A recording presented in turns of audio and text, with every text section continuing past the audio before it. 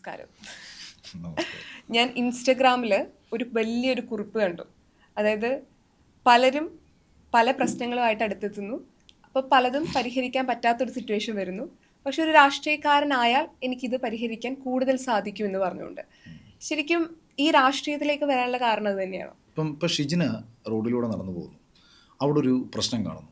ഷിജിന അത് കണ്ടപ്പം ഷിജിനയ്ക്ക് ഇടപെടണമെന്ന് തോന്നുന്നുണ്ട്. അല്ലെങ്കിൽ നീതി നിഷേധിക്കപ്പെടുന്ന ഒരുവനെ കുറേ ആൾക്കാർ ചേർന്നിട്ട് അടിച്ചമർത്താൻ നോക്കുന്നതാണ് താൻ കാണുന്നത്. അതൊരു സ്ത്രീയാവാം പുരുഷനാവാം. അപ്പോൾ താൻ അവിടെ പോയിട്ട് അതിൽ ഇടപെടാൻ പോവാണ്. ആദ്യം താൻ കേൾക്കാൻ പോകുന്ന ചോദ്യം എന്തായിരിക്കും? നീ ആരാണെന്നാണ് തീർച്ചയായിട്ടും ചോദിക്കാൻ. നീ ആരാണെന്നാണ്. അതേ ഷിജിന ഏഷ്യാനെറ്റിൻ്റെയോ റിപ്പോർട്ടറിൻ്റെയോ ഏതെങ്കിലും ഒരു മീഡിയയുടെ ഒരു ടാഗും പിടിച്ച് അല്ലെങ്കിൽ കയ്യിലൊരു മൈക്കും പിടിച്ചിട്ട് അങ്ങോട്ട് ചെന്നാൽ ഈ ചോദ്യം വരത്തില്ല. അപ്പോൾ ഷിജിന എന്ന് പറയുന്ന വ്യക്തി തന്നെയാണ് ഈ രണ്ട് ചോദ്യം ചോദിച്ചേക്കുന്നത്. അപ്പം രണ്ടാമത്തെ ചോദ്യം ചോദിക്കാൻ വേണ്ടി വരുന്ന ഷിജിനയെ ആൾക്കാർ കേൾക്കും.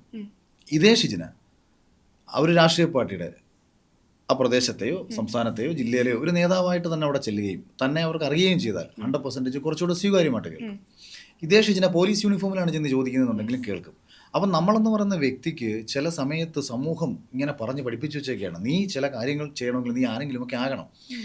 ഇപ്പോൾ പോലും നമ്മളൊരു നിയമസഭയിലേക്ക് മത്സരിക്കാൻ വരുന്നു എന്ന് പറയുമ്പോൾ ഞാൻ കേൾക്കുന്ന വിമർശനങ്ങളിലൊന്ന്, ബിഗ് ബോസിൽ പോയതാണോ നിനക്ക് നിയമസഭയിൽ മത്സരിക്കാൻ? ബിഗ് ബോസിലും പോണ്ട, ഒരു TV റിയാലിറ്റി ഷോയിലും പോണ്ട, ഒരു സിനിമയിലും അഭിനയിക്കേണ്ട, ഒരു രാഷ്ട്രീയ പാർട്ടിയിലും പ്രവർത്തിക്കേണ്ട, ഈ രാജ്യത്ത് ഒരു നിയമസഭയിലേക്ക് മത്സരിക്കാൻ ഏതൊരാൾക്കും കഴിയും. അയാൾ മത്സരിച്ചാൽ അയാൾ ആ നാടിന് വേണ്ടി എന്തൊക്കെ ചെയ്യുമെന്നുള്ളത് അയാളുടെ ഇന്നലകളിലെ അയാളുടെ അനുഭവങ്ങളിലൂടെ അയാൾ ആർജിച്ചെടുത്ത അറിവുകളും ഉണ്ടായിരിക്കും. അപ്പോൾ എന്നെ സംബന്ധിച്ച് വളരെ വ്യക്തിപരമായിട്ട് ഞാൻ ചെറിയ പ്രായം മുതലേ പല വിഷയങ്ങളും കയറി ഇടപെടുന്ന ഒരാളാണ്. സ്കൂളിലായാലും കോളേജിലായാലും ഒക്കെ തന്നെ ഞാൻ പല പ്രശ്നങ്ങളും കയറി ഇടപെടും. കോളേജിലും സ്കൂളിലൊന്നും എനിക്ക് ഒരു രാഷ്ട്രീയം ഉണ്ടായിരുന്നില്ല. അപ്പോൾ എനിക്ക് എന്തെങ്കിലും ചെയ്യാൻ വേണ്ടിയിട്ട് ഒരുത്തൻ്റെ സഹായമില്ലാതെ ഈ നാടിന് വേണ്ടി എന്തെങ്കിലും ചെയ്യണമെന്ന ചിന്തയിലാണ് സിവിൽ സർവീസ് ലക്ഷ്യം വെച്ച് കോളേജിൽ പഠിക്കുന്ന സമയത്ത് ഞാൻ ശ്രമിച്ചത്. ഒരു IPS ഓഫീസർ ആവണം. പക്ഷേ ഞാൻ ഈ പറഞ്ഞ കണക്ക് പഠിക്കാൻ മിടുക്കനാണെന്നുണ്ടെങ്കിൽ ഒരുപാട് സമയം ഇരുന്ന് പഠിക്കുന്ന ഒരു സ്വഭാവക്കാരനല്ലാത്തതുകൊണ്ട് ഇതങ്ങ് ഞാൻ താത്തു വെച്ചു. ഒരു പ്രണയം ഉണ്ടായതുകൊണ്ട് ആ പെൺകുട്ടിയേക്ക് നന്നായി നോക്കേണ്ട ഒരു ഭർത്താവായി മാറണമെന്ന ചിന്തയിൽ ജോലിക്ക് പോയി. പിന്നീട് ആ പ്രണയം നഷ്ടപ്പെട്ടതിന് ശേഷം ഇനി ഇന്നലകളിൽ എന്നെ പുച്ഛിച്ച സമൂഹത്തിൻ്റെ മുന്നിൽ എന്തെങ്കിലുമൊക്കെ ആയിത്തീരണമെന്ന ലക്ഷ്യത്തോടു കൂടിയിട്ട് 2012 അവസാനം മുതൽ നാട്ടിലെ ഒരു സാധാരണക്കാരനായ ഒരു മനുഷ്യൻ്റെ പ്രശ്നവുമായി ബന്ധപ്പെട്ട് ഒരു കതറെടുത്തിട്ടപ്പോൾ പോലീസ് സ്റ്റേഷനിൽ ചെന്ന് ചോദിക്കാൻ കഴിയുന്ന ഒരു ധൈര്യം, അപ്പോൾ ഒരു പാർട്ടിക്കാരനായി കഴിഞ്ഞാൽ നമുക്ക് ലഭിക്കുന്ന ഒരു സ്വീകാര്യത, അതായത് ഇത്തരം അധികാര സ്ഥാനങ്ങളിലുള്ള ആൾക്കാരുടെ അടുത്തായിക്കോട്ടെ സമൂഹത്തിലായിക്കോട്ടെ, അങ്ങനെയാണ് രാഷ്ട്രീയ പ്രവർത്തനം തുടങ്ങാനുള്ള ചിന്ത വരുന്നത്. ബിഗ് ബോസ് കഴിഞ്ഞതിന് ശേഷം എനിക്ക് ഒരുപാട് ആൾക്കാർക്ക് വേണ്ടി സംസാരിക്കാൻ പറ്റി. പക്ഷേ ഞാനിങ്ങനെ സംസാരിക്കുമ്പോൾ സോഷ്യൽ മീഡിയ വഴി സംസാരിക്കുന്നു, കുറേ ആൾക്കാർ കേൾക്കുന്നു, കുറേ ആൾക്കാർ കമൻറ്റ് ചെയ്യുന്നു. പക്ഷേ അതുകൊണ്ട് നാട്ടിലൊരു വലിയ മാറ്റമൊന്നും കൊണ്ടുവരാൻ നമുക്ക് പറ്റത്തില്ല. നമ്മുടെ അഭിപ്രായം നമുക്ക് പറയാം, കുറേ ആൾക്കാർ കാണും, കുറേ ആൾക്കാർ കമൻറ്റ് ചെയ്യും. നാട്ടിൽ ഒരുപാട് ആൾക്കാർ വിളിച്ചിട്ട് പലവിധ സഹായങ്ങൾ നമ്മോട് ചോദിക്കും. ആകെ ചെയ്യാൻ പറ്റുന്ന സഹായം സാമ്പത്തികമായ സഹായങ്ങളാണ്. പിന്നെ കുറച്ചും കൂടെ എനിക്ക് രാഷ്ട്രീയ നേതാക്കന്മാരുമായി ബന്ധം ഉണ്ടായതുകൊണ്ട് ചിലപ്പോൾ ഞാൻ ചില ആൾക്കാരെ കണക്ട് ചെയ്ത് കൊടുത്തും സഹായിക്കും. ഇതിൽ നമുക്ക് ബുദ്ധിമുട്ട് വരുന്നത് എപ്പോഴാണെന്ന് പറഞ്ഞാൽ, ചില രാഷ്ട്രീയ നേതാക്കന്മാരെ നമ്മൾ കണക്ട് ചെയ്ത് കൊടുത്തു കഴിഞ്ഞാൽ ഇവർ തിരിച്ച് റെസ്പോണ്ട് പിന്നെ ചെയ്യത്തില്ല. അപ്പോൾ ഈ പറഞ്ഞ ആളുകൾ ഇപ്പോൾ എന്നെ ബന്ധപ്പെടുമ്പം നമ്മൾ 2-3 പ്രാവശ്യം വിളിച്ചിട്ട് അവർ ഫോൺ എടുത്തില്ല എന്നുണ്ടെങ്കിൽ നമുക്ക് ദേഷ്യം വരും. നമ്മുടെ ഒരു വ്യക്തിത്വത്തിന് അത് പ്രശ്നമാണ്. അപ്പോഴാണ് എനിക്ക് എന്തുകൊണ്ട്, അതായത് ഒരാൾ വിളിച്ചെന്തെങ്കിലും പറഞ്ഞാൽ ഞാൻ എന്തെങ്കിലും ആയാൽ പിന്നെ എനിക്ക് വേറൊരാളെ വിളിക്കേണ്ട കാര്യമില്ലല്ലോ. അതുകൊണ്ട് തന്നെ ബിഗ് ബോസിന് ശേഷം ഒരുപക്ഷെ ഈ വരാൻ പോകുന്ന തെരഞ്ഞെടുപ്പിൽ മത്സരിക്കണമെന്ന് നേരത്തെ തീരുമാനിച്ച ഒരാളാണ് ഞാൻ. അത് ഏത് രാഷ്ട്രീയ പാർട്ടി അങ്ങനെയുള്ള ചിന്തയൊന്നും മനസ്സിലൊന്നും സെറ്റ് ചെയ്തിട്ടൊന്നുമില്ല. സ്വതന്ത്രനായി മത്സരിക്കണമെന്നുള്ളതായിരുന്നു എൻ്റെ ആദ്യത്തെ ചിന്ത. 1.5 വർഷങ്ങൾക്ക് മുമ്പ് ഞാൻ സുരേഷ് ഗോപിയോടും അതുപോലെ RSSൻ്റെ ഒരു മുതിർന്ന നേതാവിനോടും ഞാൻ ചോദിച്ചു, കൊട്ടാരക്കരയിൽ BJPക്ക് സ്ഥാനാർത്ഥി ഇടാതിരിക്കാൻ പറ്റുമോ? പകരം ഞാനവിടെ സ്വതന്ത്രനായി മത്സരിച്ചാൽ നിങ്ങൾക്ക് എന്നെ പിന്തുണയ്ക്കാൻ പറ്റുമോ? അപ്പം BJPയുടെ വോട്ടും എനിക്ക് സ്വതന്ത്രമായി എൻ്റെ നാട്ടിൽ ആൾക്കാരുടെ അടുത്ത് സംസാരിച്ച് അവരോട് പറഞ്ഞ് ഞാനാണ് മത്സരിക്കുന്നത്, നിങ്ങളുടെ കൂടെ ഞാൻ ഉണ്ടാവും, നിങ്ങൾക്ക് ഉറപ്പാണല്ലോ, നിങ്ങൾ എനിക്ക് വേണ്ടി വോട്ട് ചെയ്യൂ എന്നൊക്കെ ചോദിച്ച് മത്സരിക്കണമെന്നുള്ള ആഗ്രഹമായിരുന്നു എനിക്ക് നേരത്തെ ഉണ്ടായിരുന്നത്. പക്ഷേ പിന്നീട് എനിക്ക് മനസ്സിലായി, നമ്മളൊരു സ്വതന്ത്രനായി BJPക്ക് അങ്ങൊരു പോളിസി ഇല്ല. ഒരു പൊതു സ്വതന്ത്രനെ നിർത്തി വോട്ട് ചെയ്യുന്ന പോളിസി BJP നിർത്തി. അങ്ങനെ ഇരുന്ന് ഞാൻ കോൺഗ്രസ് രാഷ്ട്രീയത്തിലെ നേതാക്കന്മാരുമായി ബന്ധമുണ്ട്, അവരുമായി സഹകരിച്ചു, പല വിഷയങ്ങൾ ഇടപെട്ടു. സർക്കാരിനെ നിശിതമായി വിമർശിക്കുന്ന ഒരു സെലിബ്രിറ്റി എന്ന നിലയിൽ എനിക്ക് കിട്ടിയ ജനപിന്തുണ ഞങ്ങൾക്ക് വേണമെന്ന് ചിന്തിച്ച് കോൺഗ്രസിൻ്റെ നേതാക്കന്മാർ എന്നെ ധാരാളം പരിപാടിക്ക് വിളിച്ചു. അങ്ങനെ ഞാൻ അറിഞ്ഞോ അറിയാതെയോ ഒരു കോൺഗ്രസ്സുകാരനായി മാറി. പക്ഷേ കോൺഗ്രസ് പാർട്ടിയിൽ മത്സരിക്കുന്നതിൽ അല്ലെങ്കിൽ എന്നെ ഒരു സ്ഥാനാർത്ഥിയാക്കുന്നതിൽ കോൺഗ്രസിന് ഒരുപാട് ബുദ്ധിമുട്ടുകളുണ്ട്. എൻ്റെ നിലപാടുകളാണ് അതിന് പ്രധാനപ്പെട്ട കാരണം. അതിന് ഏറ്റവും ബെസ്റ്റ് ഉദാഹരണം പറഞ്ഞാൽ, ഇന്ന് സന്ദീപ് വാര്യർക്കെതിരെ കേരളത്തിൽ വന്നുകൊണ്ടിരിക്കുന്ന പ്രചാരണങ്ങൾ മാത്രം നോക്കിയാൽ മതി. സന്ദീപ് വാര്യർ BJP വിട്ട് കോൺഗ്രസിൽ ചേരുകയും അദ്ദേഹം അതിശക്തമായി കോൺഗ്രസിന് വേണ്ടി സംസാരിക്കുകയും BJPയെ നിശിതമായി വിമർശിക്കുകയും ചെയ്തിട്ട് കൂടിയും ഈവൻ അദ്ദേഹത്തെ ആക്ഷേപിക്കുന്നത് തന്നെ പാണക്കാട് തങ്ങളുടെയും മുസ്ലിം ലീഗിനും ഇപ്പോൾ ഏറ്റവും വേണ്ടപ്പെട്ട ആൾ സന്ദീപാണെന്നും മുസ്ലിം ഭൂരിപക്ഷ മേഖലയിൽ മത്സരിച്ചാലേ സന്ദീപ് ജയിക്കത്തുള്ളൂ, ഹിന്ദുക്കൾ BJPക്കാർ സന്ദീപിനെ തോൽപ്പിക്കാൻ വേണ്ടി കമ്മ്യൂണിസ്റ്റ് പാർട്ടിക്ക് വോട്ട് ചെയ്യും എന്ന് വരെ പ്രചരണം ഉണ്ടായിട്ട് കൂടിയും സന്ദീപ് വാര്യർക്കെതിരെ പ്രത്യക്ഷപ്പെട്ട പോസ്റ്ററുകളിൽ സന്ദീപ് വാര്യർ പണ്ട് പറഞ്ഞ ഇവർ ഗാന്ധിയെ ചെറുതായി വെടിവെച്ച് കൊല്ലണമെന്ന് പറഞ്ഞവനാണ്, ഇവൻ മുസ്ലിങ്ങൾക്ക് എതിരെ പറഞ്ഞവനാണ്, മുസ്ലിങ്ങളെ പച്ചയ്ക്ക് കത്തിക്കണമെന്ന് പറഞ്ഞവനാണ്. അതായത് ഒരു കോൺഗ്രസ്സുകാരനെതിരെ ഇത്തരം ആക്ഷേപങ്ങളാണ് പോസ്റ്ററുകളായിട്ട് മണ്ഡലങ്ങളിൽ പ്രത്യക്ഷപ്പെടുന്നത്.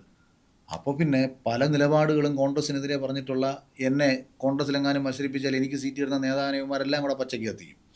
അപ്പോൾ എനിക്കിത് നേരത്തെ മനസ്സിലായ യാഥാർത്ഥ്യമാണ്. അപ്പം ഞാൻ തന്നെ വിചാരിച്ചു, എന്തിനാണ് എന്നോട് അടുപ്പമുള്ള നേതാക്കന്മാരെ ഞാനായിട്ട് ബുദ്ധിമുട്ടിക്കുന്നത്. ഞാൻ വിചാരിച്ചു എനിക്ക് 2020 നിന്നൊരു അവസരം വരുന്ന സമയത്ത് കൊട്ടാരക്കരയിൽ മത്സരിക്കാൻ വേണ്ടിയിട്ടുള്ളൊരു സാധ്യത ഉണ്ടെന്നും പറയുമ്പോൾ ഞാനത് സ്വീകരിക്കാൻ വേണ്ടിയാണ് ഞാൻ യഥാർത്ഥത്തിൽ 2020 ചേരുന്നത്. ഇതാണ് ഈ രാഷ്ട്രീയം. ഇപ്പോൾ നിങ്ങൾ ഈ കാണുന്ന അഖിലിനെ ഒരു നിയമസഭാ സ്ഥാനാർത്ഥിത്വത്തിലേക്ക് കൊണ്ടുവന്നതിൻ്റെ റിയാലിറ്റി ഇതാണ്. തീർച്ചയായിട്ടും ആളുകൾ ചിന്തിക്കും ഒരു കോൺഗ്രസ് അനുഭാവിയാണ്, കോൺഗ്രസിൽ മത്സരിക്കുന്നു കരുതി, പക്ഷെ ഇന്ത്യയിലാണ് മത്സരിക്കുന്നത്. ആൻഡ് 2020 എന്തുകൊണ്ട് ചൂസ് ചെയ്യുന്ന ആൾക്കാർക്കിടയിൽ എപ്പോഴും ഒരു സംശയം ഉണ്ടാവും. അത് ചോദ്യമായിട്ട് ഇപ്പോൾ കേൾക്കുന്നുണ്ടാവും.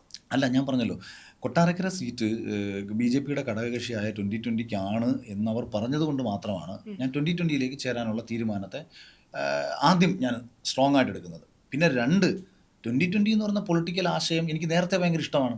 ഞാൻ എൻ്റെ താത്വികാവലോകനം എന്ന് പറയുന്നൊരു സിനിമ എടുക്കുന്ന സമയത്ത് അന്ന് ഞാൻ സാബു ജേക്കബിനെ വിളിച്ച് സംസാരിച്ചിട്ട്, സാർ നിങ്ങൾ മുന്നോട്ട് വയ്ക്കുന്ന ഒരു ആശയത്തോട് ചേർന്ന് നിൽക്കുന്ന ഒരു സിനിമയാണ് ഈ സിനിമ, നമ്മുടെ 2020 ആൾക്കാരുടെ അടുത്തേക്ക് ഒന്ന് കാണാൻ പറയണം, ഈ സിനിമയെ നിങ്ങളൊന്ന് സപ്പോർട്ട് ചെയ്യണം എന്ന് പറഞ്ഞ് ഞാൻ അന്ന് ബന്ധപ്പെട്ടിട്ടുണ്ട്. പക്ഷേ 2020 കിഴക്കമ്പലത്തിനപ്പുറത്തേക്കോ അല്ലെങ്കിൽ എറണാകുളത്തിനപ്പുറത്തേക്കോ അവരുടെ ഒരു പ്രവർത്തനം വ്യാപിപ്പിക്കാൻ ഉദ്ദേശിച്ചിരുന്നെങ്കിൽ ഞാൻ എന്നേ 2020 ചേർന്നേനെ. ഞാൻ 2020 അല്ലെങ്കിൽ ആം ആദ്മി പാർട്ടി ഇതിലൊക്കെ ചേർന്ന് പ്രവർത്തിക്കാൻ വേണ്ടിയിട്ടായിരുന്നു എൻ്റെ ഒരു പ്ലാൻ എന്ന് പറയുന്നത്. അതിപ്പോൾ എനിക്ക് കേരളത്തിലുള്ള രാഷ്ട്രീയ പാർട്ടികളോട് വെറുപ്പുണ്ടായിട്ടൊന്നുമല്ല. ഇപ്പം BJPയിൽ ചേരാൻ എനിക്കൊരു തടസ്സവും ഇല്ല, അവനെ ഒരു സന്തോഷത്തോടുകൂടി സ്വീകരിക്കും. പക്ഷേ BJPയിൽ അവർക്ക് ഇപ്പോൾ തന്നെ അവർക്ക് ഉൾക്കൊള്ളാൻ കഴിയാവുന്നതിലധികം മിടുക്കരായ നേതാക്കന്മാരും ചെറുപ്പക്കാരായിട്ടുള്ള നേതാക്കന്മാരും അവിടെ ഉണ്ട്. ഞാനും കൂടെ അവിടെ കയറി ചെന്ന് അവർക്ക് എന്തിനാണ് തടസ്സം ഉണ്ടാക്കുന്നത്? കോൺഗ്രസിനെ സംബന്ധിച്ച് ഞാൻ മുമ്പ് തന്നെ പറഞ്ഞിട്ടുണ്ട്, KSUവിലും യൂത്ത് കോൺഗ്രസിലും പ്രവർത്തിക്കുന്ന ജീവിതത്തിൽ ഒരുപാട് ബുദ്ധിമുട്ടുകൾ കഴിഞ്ഞ 10 വർഷത്തിനിടയ്ക്ക് അനുഭവിച്ച, ഈ പാർട്ടിക്ക് അധികാരമില്ലാത്ത സമയത്ത് പോലീസിൻ്റെ അടികൊണ്ട ഒരുപാട് ബുദ്ധിമുട്ടുകൾ പല വഴിക്ക് നേരിട്ട, കേസിന് പോലും ജാമ്യം എടുക്കാൻ പോലും ഒരാളില്ലാത്ത, 5 പൈസ കയ്യിലില്ലാതെ കടന്ന് വലയുന്ന, ഒരുപാട് കതർ ധരിച്ച് ജീവിതം കോൺഗ്രസിന് വേണ്ടി ഇല്ലാതാക്കിയ ആൾക്കാരുണ്ട്. അപ്പം നിങ്ങൾ എന്തിനാണ് ഒരു അഖിൽമാരാർക്ക് സീറ്റ് തന്ന് അവൻ്റെ അവസരം കളയുന്നത്? ഇത് ഞാൻ തന്നെ ഫേസ്ബുക്കിൽ നേരത്തെ പങ്കുവച്ചൊരു കുറിപ്പാണിത്. പക്ഷേ അങ്ങനെ നിൽക്കുന്ന സമയത്തും കോൺഗ്രസ്സിന് ഞാൻ പ്രിയപ്പെട്ട ഒരാളാണ്, ഓക്കെ അഖിൽ കോൺഗ്രസ്സിൽ ഒന്ന് മത്സരിക്കണം, ഇത് കോൺഗ്രസ്സുകാരുടെ താല്പര്യമാണ് എന്ന് പറഞ്ഞ് അവർ വിളിച്ചോ, ആ ഒരു സ്പേസിൽ മാത്രമേ നമുക്ക് അവിടേക്ക് പോകുന്നതിനർത്ഥമുള്ളൂ. എനിക്കിപ്പോൾ കോൺഗ്രസ് ആയാലും NDA ആയാലും ഈ നാടിന് വേണ്ടിയിട്ട്, ജനങ്ങൾക്ക് വേണ്ടിയിട്ട് എന്തെങ്കിലും ചെയ്യാൻ കഴിയുന്ന ഒരു അവസരം സൃഷ്ടിക്കപ്പെടുക എന്നുള്ളതാണ്. എനിക്കെന്തെങ്കിലും ആയെങ്കിലല്ലേ എൻ്റെ നാട്ടിൽ നിന്നോ എവിടെയെങ്കിലും നിന്നോ ഒരാൾ എന്നെ വിളിച്ചൊരു കാര്യം പറഞ്ഞാൽ അത് ചെയ്തു കൊടുക്കാൻ പറ്റും. അത്രയേ ഉള്ളൂ. ഇപ്പോൾ അഖിൽമാരാറെ ഞങ്ങൾ ഷോയിലൂടെ കണ്ടിട്ടുണ്ട്, സിനിമ മേഖലയിൽ കണ്ടിട്ടുണ്ട്, സക്സസ്ഫുൾ ആയിട്ടുള്ള ഒരാൾ തന്നെയാണ്. അപ്പോൾ ഇനിയും കഴിവുകൾ സിനിമാ മേഖലയിൽ നമ്മൾ കാണാനിരിക്കുകയാണ്. പക്ഷെ എന്തുകൊണ്ടാണ് ഒരു 50-50 ചാൻസ് ഉള്ള ഒരു രാഷ്ട്രീയം ചൂസ് ചെയ്യാണ്? സിനിമാ മേഖലയിൽ എൻ്റേതായ ഒന്നാമത്തെ കാര്യം, ഈ സിനിമാ മേഖലയിൽ സംഭാവന ചെയ്തു എന്നൊക്കെ പറയുന്നത് ജനത്തിന് എത്രത്തോളം നമ്മൾ കണ്ടു, നമ്മൾ കളഞ്ഞു. മോഹൻലാലിൻ്റെ ഒരു പടം ഇറങ്ങി വിജയിച്ചാൽ നല്ലതെന്ന് പറയും, പരാജയപ്പെട്ടാൽ ഇതേ ലാലേട്ടനെ നമ്മൾ ആക്ഷേപിക്കും. മമ്മൂക്കയുടെ പടം വിജയിച്ചാൽ കൈയടിക്കും, പരാജയപ്പെട്ടാൽ ആക്ഷേപിക്കും. അതുകൊണ്ട് സിനിമാ മേഖലയിൽ നിന്നുകൊണ്ട് ഒരു നാടിന് വേണ്ടി ഒരു പരിധിയിൽ കൂടുതലൊന്നും ചെയ്യാനുള്ള ശേഷിയും എനിക്കില്ല. ഞാൻ മനസ്സിൽ കണ്ടിരുന്ന സിനിമ എന്നൊക്കെ പറയുന്നത് സത്യനന്ദിക്കാട്, ലോഹിതദാസ്, ശ്രീനിവാസൻ സാറിൻ്റെയൊക്കെ കാലഘട്ടത്തിൽ അവരുടെയൊക്കെ സിനിമകൾ കണ്ടിഷ്ടപ്പെട്ട് അത്തരത്തിലുള്ള സിനിമകളൊക്കെ ചിത്രീകരിക്കണമെന്ന് മനസ്സിൽ ചിന്തിച്ച് 2010 മുതൽ അതുപോലുള്ള കഥകൾ, അതായത് എൻ്റെ മനസ്സിലൊക്കെ ഉണ്ടായിരുന്ന കഥകളൊക്കെ കുറച്ചുകൂടെ ഒരു നേരത്തെ ഇറങ്ങേണ്ടിയിരുന്ന സിനിമകളായിരുന്നു എന്ന് എനിക്ക് തന്നെ തോന്നി തുടങ്ങി. അപ്പം ഇനി ഈ പുതിയ തലമുറയ്ക്ക് ഇഷ്ടപ്പെടുന്ന ഒരു സിനിമ ഞാൻ സൃഷ്ടിക്കണം, അല്ലെങ്കിൽ പഴയ കഥയെ പുതിയ വീഞ്ഞിൽ മനോഹരമായി അവതരിപ്പിക്കണം. ബിഗ് ബോസ് കഴിഞ്ഞതിന് ശേഷം വേണമെങ്കിൽ എനിക്കത് ചെയ്യാമായിരുന്നു. ഇപ്പോൾ പണി എന്ന് പറയുന്ന സിനിമ ജ്യോതിച്ചേട്ടൻ ചെയ്യുന്ന സമയത്തും എന്നെ അദ്ദേഹം അതിൻ്റെ സംവിധാനത്തിൻ്റെ കൂടെ, അതായത് ഞങ്ങൾ രണ്ടുപേരും കൂടെ ചേർന്നത് ചെയ്യാമെന്ന് പറഞ്ഞുകൊണ്ടാണ് ആദ്യം ബന്ധപ്പെടുന്നത്. അതിലൊരു പ്രധാനപ്പെട്ട വേഷം ഞാൻ അഭിനയിക്കണമെന്ന് അദ്ദേഹം പറഞ്ഞതാണ്. പക്ഷേ ഞാൻ ചിന്തിച്ചത്, ജീവിതത്തിൽ ഞാൻ ഒന്നും ഉണ്ടാക്കിയിട്ടില്ല, എൻ്റെ മക്കൾ വളർന്നു വരുന്നു, എൻ്റെ ഭാര്യ ഒരു കാലത്ത് ആത്മഹത്യയുടെ വക്കിൽ നിന്ന ഒരാളാണ്. അപ്പം ഇപ്പം കിട്ടിയ ഈ പേരും പ്രശസ്തിയും ഒക്കെ തന്നെ ഫിനാൻഷ്യലി കൺവേർട്ട് ചെയ്യാൻ പറ്റുന്ന സാഹചര്യം എൻ്റെ മുന്നിലുണ്ട്. അപ്പോൾ അതിന് പ്രാധാന്യം കൊടുക്കുക. സിനിമയിൽ അഭിനയിക്കാൻ ഒരുപാട് പേര് വിളിച്ചു. ഞാൻ പറഞ്ഞല്ലോ, നേരത്തെ തന്നെ രാഷ്ട്രീയ ജീവിതത്തിലേക്ക് കടക്കണമെന്ന് ചിന്തിച്ചതുകൊണ്ട് അഭിപ്രായങ്ങൾ തുറന്നു പറയുന്നതിന് എനിക്ക് എൻ്റെ സിനിമ അഭിനയം തടസ്സപ്പെടാൻ പാടില്ല. സിനിമയിൽ ഞാൻ അഭിനയിക്കാൻ തുടങ്ങിക്കഴിഞ്ഞ് കഴിഞ്ഞാൽ എനിക്ക് പൊതു അഭിപ്രായം പിന്നെ പറയാൻ പറ്റത്തില്ല. ഞാൻ സർക്കാരിനെ വിമർശിക്കുകയോ മറ്റെന്തെങ്കിലും വിഷയത്തിൽ അഭിപ്രായം പറയുകയോ ചെയ്തിട്ട് ഞാൻ പോയി ഒരു സിനിമയിൽ അഭിനയിച്ചു കഴിഞ്ഞാൽ ആ സിനിമ നിർമ്മിക്കുന്ന നിർമ്മാതാവിന് അതുകൊണ്ടൊരു ബുദ്ധിമുട്ടുണ്ടാവും. അപ്പോൾ ഞാൻ ആകെ ഒരു പടത്തിൽ പിന്നീട് അഭിനയിക്കുന്ന സമയത്ത് അവരോട് 1000 പ്രാവശ്യം ഞാൻ അഭിനയിക്കാൻ വരുന്നില്ലെന്ന് പറഞ്ഞതാണ്. അവർക്ക് തന്നെ അതറിയാവുന്ന കാര്യമാണ്. ഒഴിഞ്ഞു മാറി നിന്ന് എന്നെ നിർബന്ധിച്ച് അവർ തന്നെ വിളിച്ചുകൊണ്ട് വരികയും ആ വിളിച്ചുകൊണ്ട് വരുന്ന സമയത്ത് ഞാൻ പറഞ്ഞൊരു കാര്യം ചെയ്യണം, കാരണം എനിക്ക് സിനിമയിൽ അഭിനയിക്കുകയല്ല ലക്ഷ്യമെന്നും ഞാൻ മറ്റൊരു ലക്ഷ്യത്തിന് വേണ്ടിയാണ് ഈ പടത്തിൽ അഭിനയിച്ചതെന്ന് നിങ്ങൾ പറയണമെന്ന് അവരോട് പറഞ്ഞിട്ടാണ് ഞാൻ ആ സിനിമയിൽ അഭിനയിച്ചത്.